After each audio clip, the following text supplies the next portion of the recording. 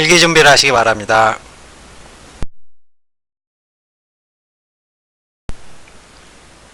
홍익대학교 2018학년도 수시논술 대비 인문계 논술 출제 유형 정리하겠습니다. 시험 시간은 모두 120분이 주어지는데 전반적으로 난이도가 최근 상에서 이렇게 중으로 내려간 만큼 800자 2개를 쓰기에 큰 무리가 없을 것입니다. 그래도 수시 1학기에 시험을 보는 만큼 아마 대부분의 학생들이 첫 시험일 확률이 높은데 이 첫 시험에서는 너무 심혈을 기울이다가 시간을 놓치는 경우가 있습니다. 따라서 다소 서두른다는 느낌으로 시험 보시기 바라고, 답안에 제목 쓰지 마시고 모든 답안은 하나의 완결된 글의 형식으로 쓰라 이런 요구를 하고 있는데, 이것은 지시사항에 따라서 답안을 작성하게 된다면 완결된 글의 형식으로 매듭이 될 것입니다. 그리고 각 문제마다 요구하는 글자 수, 즉 800자 플러스 마이너스 100자가 있는데 초과하거나 미달하지 말라 이런 요구를 하고 있습니다. 따라서 전체적으로 사전에 원고지 안배 지시사항에 따라서 뭐뭐하고 뭐뭐한 뒤 뭐뭐하라 그러면은 200자, 300자, 300자 이런 식으로 원고지 미리 끊어놓고 답안 작성하시기 바라겠고, 제시문의 문장을 그대로 옮겨 쓰는 경우에는 감점을 한다. 이 부분 명심하시기 바라겠습니다. 따라서 학생 여러분들은 논술에 있어서 훌륭하게 요약하는 법 이런 것은 없습니다. 어디에서 뭐 요약하는 방법 이런 것을 주워 들어가지고 이런 식으로 요약하면 되지 않느냐 이렇게 말하는데, 이것은 대부분 대학에서 요구하는 아주 기본 원칙입니다. 따라서 제시문을 인용할 수는 있습니다. 그렇지만 인용하는 과정에서 인용한 부분의 의미를 반드시 개념적으로 자기가 정의해 줄 필요가 있다. 따라서 인용한 뒤에서는 반드시 그것을 분석하는 자기의 글을 써라. 이 부분을 명심해 주시기 바라겠습니다. 이를테면 제시문의 필자는 좁은 조선 땅에서 부대끼다가 탁 트인 요동에 나서서 여기까지가 인용이라면 그 부분에 대해서 근본적인 인식의 전환을 하고 있다. 이런 식의 개념적 분석을 반드시 뒤에 덧붙이지 않는다면 감점이 된다. 이 부분을 명심해서 시험장에서도 꼭 지켜주시기 바라겠고, 인용하는 경우 인용 부호를 사용하여 단어 또는 구를 이렇게 따올 수 있다. 하지만 반드시 그것을 개념적으로 분석하라. 이 부분 다시 한번 강조드리겠습니다. 그리고 신원을 드러내는 표현 제발 좀 하지 마시기 바라겠습니다. 맨 뒤에 뭐 다 쓰고 난 뒤에 꾸벅 감사합니다, 읽어주셔서 고맙습니다, 뭐 이런 정도를 쓰는 것도 절대 용인되지 않습니다. 곧바로 실격이 되는 만큼 명심해 주시기 바라고, 특히 이모티콘 뭐 이제 끝 뭐 이런 식의 표현을 한다거나 구차스럽게 홍익대 반드시 가고 싶습니다, 신촌에서 대학생활 하고 싶습니다, 뭐 이따위 말 쓰시게 된다면은 수시 말고 정시로 가셔야 될 것입니다.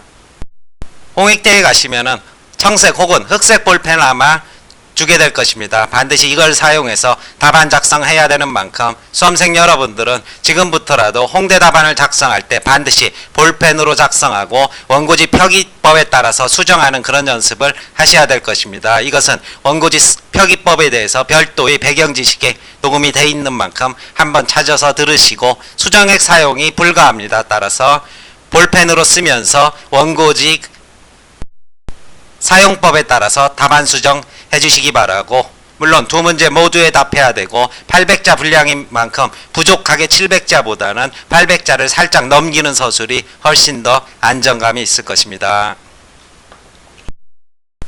전체적인 논술 결과를 보게 된다면 모두 2개의 문제가 출제가 되고, 한때는 홍익대 논술 문제가 아주 높은 상이었었는데 최근에는 중 정도로 내려갔습니다. 그럼에도 불구하고 결코 방심할 수 없는 대학이고, 또 수능 전에 보는 만큼 학생들이 무방비로 많이 시험을 보러 갑니다. 따라서 합격률이 다소 높은 대학인 만큼 정성 들여서 답안 작성하시기 바라겠고, 영어 지문, 수리 지문 그리고 도표는 거의 출제되지 않고 전체적인 서술 방향은 독해와 그리고 독해 적용까지 묻는 경우가 최근에 있어서 주된 출제 방식이었다. 이렇게 말씀드릴 수 있을 것입니다. 따라서 구체적인 제시문의 구성과 답안 전개 방식을 보게 된다면, 이제 최근에 가장 빈번한 기출 사례를 보게 된다면 제시문 가에서 알파, 베타 그리고 감마라는 3가지 개념을 준 뒤 이것을 가지고 나머지 사례 지문에 알파의 개념을 활용하고 베타의 개념을 활용하고 감마의 개념을 활용해서 이렇게 분석하는 유형이 있는가 하면 때로는 가에서 알파, 베타 두 가지 개념 정도를 추출한 뒤 이것을 가지고 나에도 알파, 베타의 개념, 다에도 알파, 베타, 라에도 알파, 베타를 동시에 적용해서 서술하는 그런 유형의 문제, 이렇게 두 가지로 문제 1번을 압축할 수 있을 것입니다. 따라서 수험생 여러분들은 가에서 중심 개념을 추출하면서 이것을 동시에 나다라라는 사례 지문에 적용할 것인지 아니면 한 개씩 선택적으로 적용해야 될 것인지 이 부분을 판단하는데 주력을 하셔야 될 것입니다. 이것을 놓치게 된다면 답안 전체의 전개 과정을 놓치는 것, 즉 떨어진다는 의미가 될 것이고, 문제 2번에서도 역시 마찬가지 방식으로 마파에서 알파, 베타의 개념을 추출한 뒤 이것 중에서 선택적으로 알파, 알파, 베타를 이렇게 이어붙일 것인지 아니면 알파, 베타, 알파, 베타, 알파, 베타를 동시에 적용할 것인지 이것을 판단하는 것이 시험의 핵심적인 관건이 될 것입니다. 따라서 기본적으로 홍대 문제는 중심 지문에서 두 개 혹은 세 개의 개념을 추출한 뒤 이것을 순차적으로 혹은 선택적으로 적용하든지 아니면 동시에 적용하든지 하면서 나머지 사례 지문을 분석하는 문제, 이렇게 볼 수 있을 것입니다. 이 과정에서 선택적인지 동시적인지를 판단하는 것 자체가 당락을 결정한다, 이렇게 보셔야 될 것이고, 이와 함께 홍익대에서 즐겨 출제하는 유형 중에 하나가 바로 재시문의 비교 문제입니다. 이 경우에는 흔히 재시문 3개 정도를 놓고 비교하라, 이런 요구를 하고 있는데, 이때 홍대 비교 유형은 크게 두 가지로 분류할 수 있을 것입니다. 첫 번째 유형은 정반 절충의 그런 지문입니다. 첫 번째 지문에서는 자유방임주의를, 두 번째 지문에서는 사회적 책임을, 세 번째는 자유방임주의에 대한 국가의 부분적인 개입이라는 절충 지문을 이렇게 세 개를 순차적으로 출제하는 비교 문제, 이 경우에는 자유방임 그리고 공익의 질서 그리고 재심은 다는 가와 나의 절충적인 지점에서 개인의 자유를 허용하되 공익이라는 제약 조건을 두고 있다, 이런 식의 절충 지점이라는 것만 표기를 해주면 곧바로 답안 작성될 수 있을 것이고, 두 번째는 중심 주제가 서로 개념적으로 다른 그런 서술 방식의 비교를 출제를 하기도 합니다. 이를테면 집의 다양한 기능에 대해서 제시문들이 설명하고 있는데 제시문 가에서는 소유의 개념으로, 제시문 나에서는 추억의 개념으로, 제시문 다에서는 삶의 흔적의 개념으로, 제시문 라에서는 자기 성장의 그런 공간으로 분석하고 있다, 이런 식으로 만약에 출제가 된다면은 전혀 다른 개념인 만큼 공통주제를 서술한 뒤 각 제시문의 첫 문장에 이렇게 개념적으로 정리해주면서 차분히 서술하시면 될 것입니다. 이 경우 가와 나를 비교하고 나와 다를 비교하고 다와 라를 비교하는 그런 난삽한 답안지 쓰지 마시고 각각의 제시문이 말하고 있는 핵심 주제를 첫 문장에 씀으로써 자연스러운 비교 효과를 가질 수 있다, 이렇게 볼 수 있을 것입니다. 논술의 출제 역사를 간략하게 살펴보겠습니다. 과거의 세 문제 나던 시절입니다. 800자 혹은 1000자짜리 문제 3개를 요구를 했었는데 이때 난이도가 바로 서강대를 압도할 정도의 높은 난이도를 보이게 됐던 한때 과거 문제들입니다. 그런데 이 문제 중에서 이 집에 대한 다양한 시각을 비교하는 그런 문제를 출제를 한 것이 눈에 띄는데, 이 문제의 경우가 바로 비교하라, 이런 요구를 하고 있습니다. 하지만 제시문을 조각조각 비교하라는 것이 아니라 집에 있어서의 기능을 제시문 가는 소유, 돈의 개념으로, 나는 삶의 흔적의 개념으로, 다는 추억과 성장의 개념으로, 이런 식으로 개념적으로 이렇게 정리하라, 이런 요구를 했던 문제로 바로 출제가 됐고, 이러한 방식의 비교 문제가 출제될 수 있다, 하나 정도 염두해 두시기 바라고, 이런 문제들은 그 홍익대의 그 독해 수준이 아주 높았을 때 출제된 만큼 독해 연습을 하는데 충분하실 것입니다. 모든 설명이 탑재되어 있는 만큼 한 번씩 작성해 보시기 바라겠고, 2012학년도 1번 문제에서는 미디어와 개인 및 사회, 이런 식으로 출제를 했는데, 이 주제를 토대로 해서 이때는 중심 지문에 알파, 베타, 감마라는 3개의 개념을 주고 난 뒤 이 중에서 각각의 사례 지문에 이것은 알파로, 이것은 베타로, 이것은 감마로 분석하라, 이런 식의 문제 유형을 보여준 적이 있었고, 마찬가지로 2013학년도 1번 문제에서는 성형과 강아지똥이라는 이런 주제로 출제를 했었는데, 이 경우에 있어서는 변화에 대해서 각각의 제시문이 가지고 있는 입장을 비교하라, 이런 요구를 하고 있습니다. 따라서 하나는 변화에 대해서 저항하고 있고, 하나는 변화를 통해서 새로운 차원의 거듭남이 실현되고 있고, 하나는 변화를 순응하고 있다. 따라서 공통 주제에 관해서 나머지 제시문의 주제가 어떻게 개념적으로 갈라지는지만 서술하는 비교형 문제, 이렇게 볼 수 있을 것이고,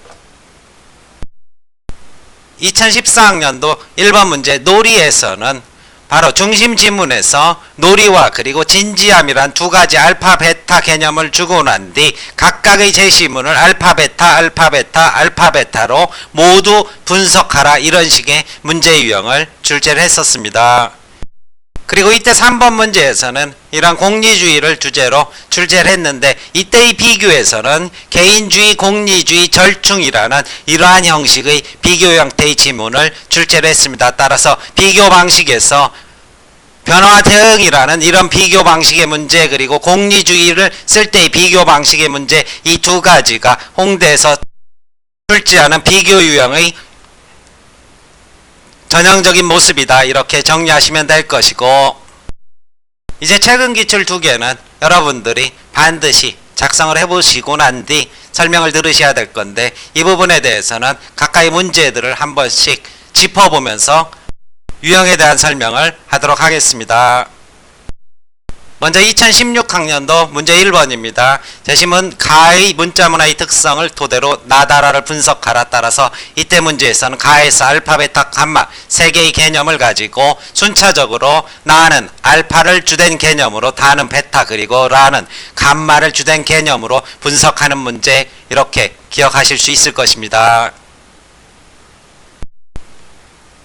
역시 문제 2번에서는 마바에서 알파 베타의 개념을 끄집어낸 뒤 이 개념을 모두 동시에 적용해서 사아 그리고 자를 분석하는 문제, 이렇게 정리할 수 있을 것이고, 2017학년도 문제 1번입니다. 가에서 두 가지 알파 베타를 가지고 이 두 개념을 모두 나, 다, 라에 적용하라, 이런 문제 유형의 형태. 마지막으로 문제 2번에서는 마에서 알파 그리고 바에서 베타의 개념을 추출한 뒤 사는 알파 그리고 아는 알파 그리고 자는 베타의 개념을 선택적으로 적용하는 문제를 출제를 했다는 사실 기억하실 수 있을 것입니다. 따라서 정리하게 된다면, 홍익대 문제는 기본적으로는 중심 지문에서 개념어를 두 개 이상 추출한다, 그리고 이것을 활용해서 나머지 사례 지문을 분석하는 유형이 출제가 되는데, 이 두 개념을 동시에 알파베타, 알파베타, 알파베타를 적용해서 서술할 것인지, 아니면은 중심 지문에서 알파베타, 감마의 개념을 끄집어낸 뒤 각각의 알파베타, 알파 이런 식으로 선택적으로 활용해서 답안을 전개할 것인지, 이것을 판단하는 것, 즉 개념의 활용 방식이 동시적인가 선별적인가를 이렇게 구성하는 데에서 승패가 가름난다, 승패가 결정된다, 이렇게 최종적으로 정리할 수 있을 것입니다. 그리고 또 한 가지, 홍대에서 비교 서술의 두 가지 유형을 즐겨 출제하는데, 첫 번째는 중심 주제를 통해서 나머지 주제들이 서로 다른 개념적으로 정리되는 방식, 그리고 두 번째는 정렬이 되는데 이것은 정이고 이것은 반이라면 이것은 절충의 방식으로 이렇게 정렬되는 방식의 비교 문제를 출제를 한다, 이렇게 정리하시고 시험장에 임하시면 될 것입니다. 마지막으로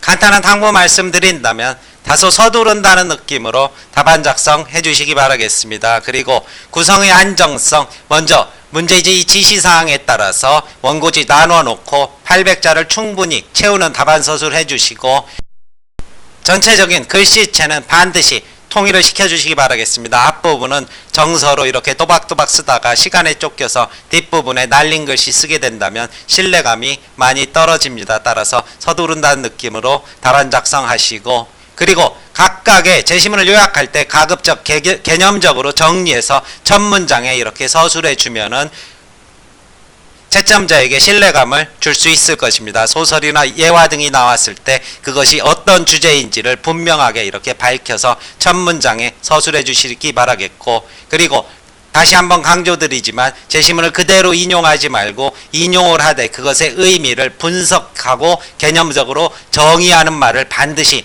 덧붙이지 않는다면 감점이 된다는 사실 염두에 두시기 바라겠습니다.